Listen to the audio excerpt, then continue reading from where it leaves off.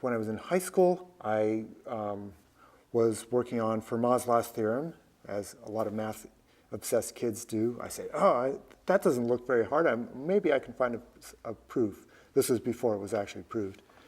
And I wrote a letter to Martin Gardner, one of my favorite puzzle book authors, or math puzzle book authors, saying, well, I don't have a solution, but I've gotten this far, and what do you think? He wrote back. Just a few days later, I got a postcard saying, well, I don't know enough math to really comment on that, but here's a book you might want to check out.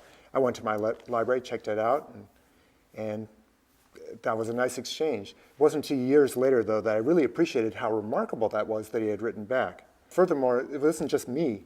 Everybody I've ever talked to who's written to Martin got an enthusiastic reply almost immediately, and usually with an idea of something else to look up, or another person to telling about another person who had a similar idea.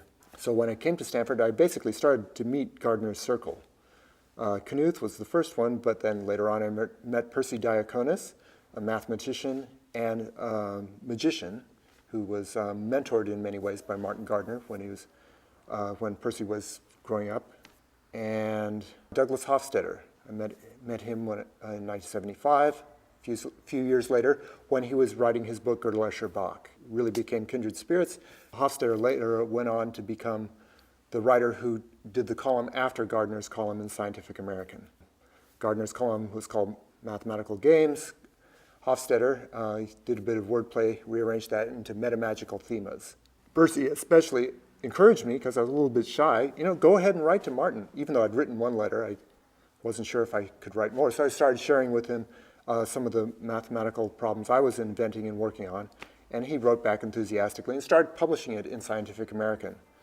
Well, that was a big boost. I said, I do have something to say, and I started to be known and talk to other folks, and so it ignited my enthusiasm.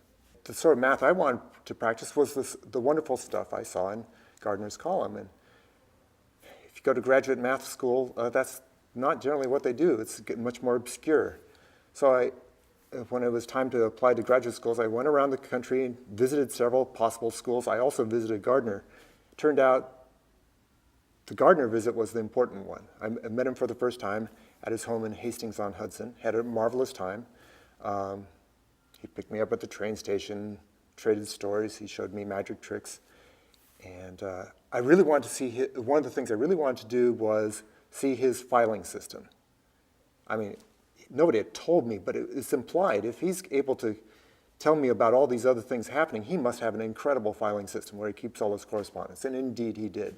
So I spent a marvelous afternoon just going through his files, reading about the fourth dimension. He had a whole folder on that with all sorts of marvelous stuff. That was my current obsession.